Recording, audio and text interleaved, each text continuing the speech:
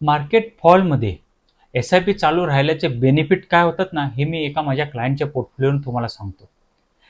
हा फंड त्यांचा चालू होता साधारणतः 2017 पासून आणि 2020 मध्ये कोविडमुळे मार्केटमध्ये मोठा फॉल आला. म्हणजे 2019ला ह्या फंडचा एन-ए-व्ही साधारणतः पोहोचला होता ₹55 कोविड आला, मार्केटमध्ये फॉल चालू झाला आणि अल्टिमेटली या फंडचा देखील एन-ए-व्ही पोहोचला 40-41 पर्यंत.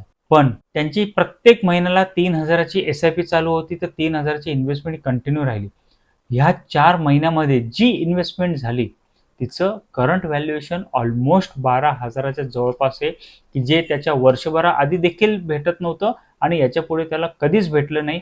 म्हणजे त्याला जो ॲव्हरेज सी-ए-जी-आर लागला आहे हा 25% पेक्षा जास्तचा लागला आहे. मित्रांनो, जेव्हा जेव्हा मार्केटमध्ये फॉल येतो तेव्हा एस-आय-पी ही चालू राहिलीच पाहिजे. तुम्हाला आज ते रिटर्न्स निगेटिव्ह दिसतात, पण पुढे जाऊन हेच रिटर्न्स सगळ्यात पॉझिटिव्ह झालेले दिसतात.